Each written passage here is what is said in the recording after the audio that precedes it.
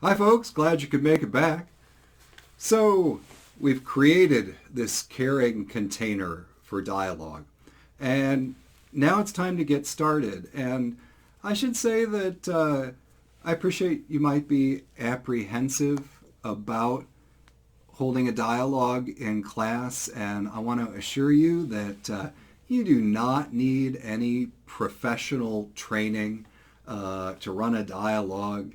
I think that, as the teacher in your class, you are really well positioned to make dialogue happen.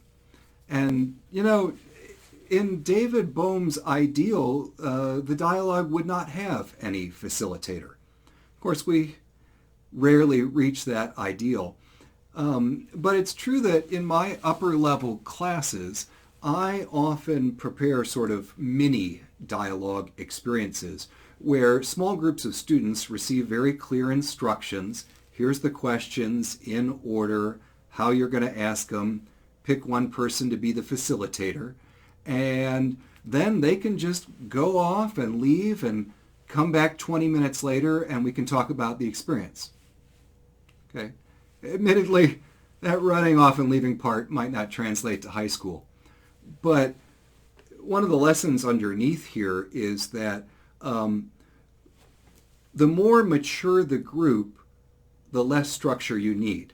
So, and when I say maturity, I'm thinking about knowledge, skill, and commitment to the experience. So a very mature group can get by with less structure.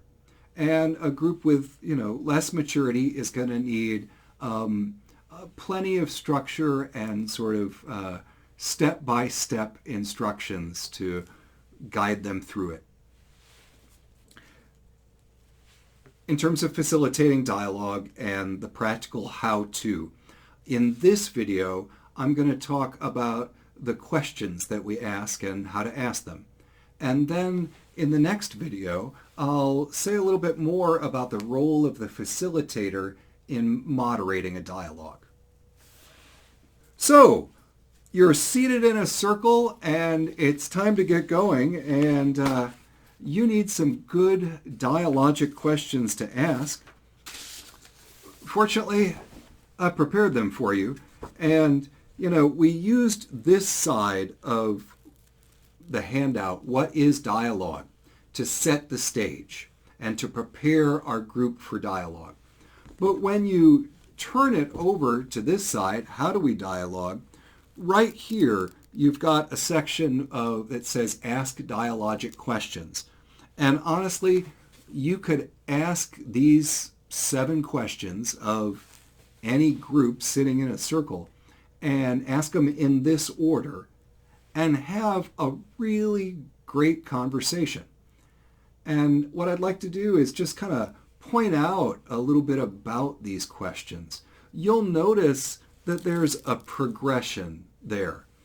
The list starts with questions that are a warm-up to the experience, like, why is it hard to talk about this issue? Or why would you like to have a dialogue about this issue? They move into some questions that allow everyone to say where they stand, to get their general take on the issue off their chest and out in front of everybody. You'll notice that the questions emphasize sharing personal experience because we're working on where did that perspective come from for you. The highest level questions point us to question our own assumptions and also to look for what Deborah Tannen calls the complex middle. That is the gray in between the black and the white.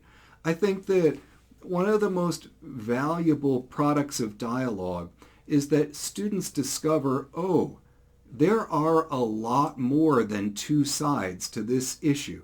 And when they do that, I know they're thinking like a college student. A couple of other things to notice about these questions. I mentioned that they invite sharing personal experience as opposed to making arguments. They're also not questions about facts.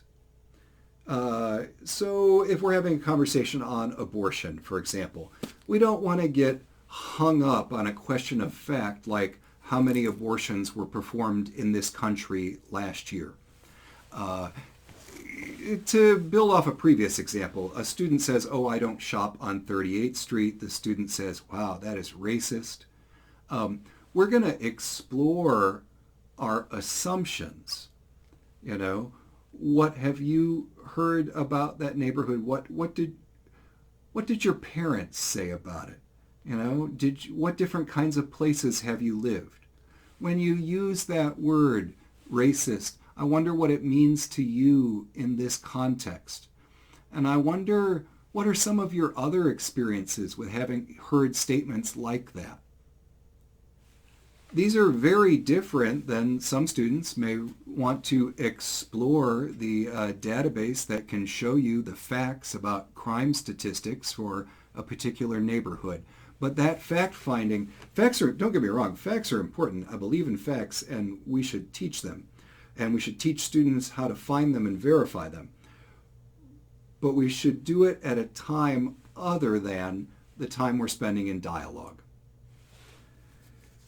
So I've got all these great questions, and it's probably, worth saying here that you have your prepared questions, but if something comes up, a theme, an assumption that we want to explore, I encourage you as the facilitator to ask another question that's going to hold the group there, because probably one of the greatest enemies of good dialogue is simply the desire to move on and get to the next thing, or maybe finish all the questions that I prepared in time. Finally, when it comes to actually asking the questions, I actually really like the whole talking stick thing. So I bring a Nerf ball to class, students toss it around, maybe they get to pick the talking stick, so it's somebody's teddy bear, whatever. That has the effect of showing that this conversation is different, of slowing it down, and it is not at all COVID safe. So here's an alternative. We can take turns asking and answering questions by mutual invitation. And mutual invitation means that somebody gives the answer to a question and then says, kind of looking around the room, hey, Joe, would you like to go next? And if Joe's willing, then Joe will share his answer. When he's done, he'll look around and say, Patty, would you like to go next? And so by mutual invitation, we find our way to each sharing a little something about the topic. So, let's see. We've set the stage for dialogue, and you've got all of your questions prepared, and I suggest that for each one you decide, here's how we're going to answer it. Maybe it's an open free-for-all, or maybe it's just go around the circle like this. Now you're up and running, and you're going to be having a really fantastic conversation. But you might wonder, okay, what's my role as the facilitator, and how do I moderate this conversation? That's what I'm going to talk about next.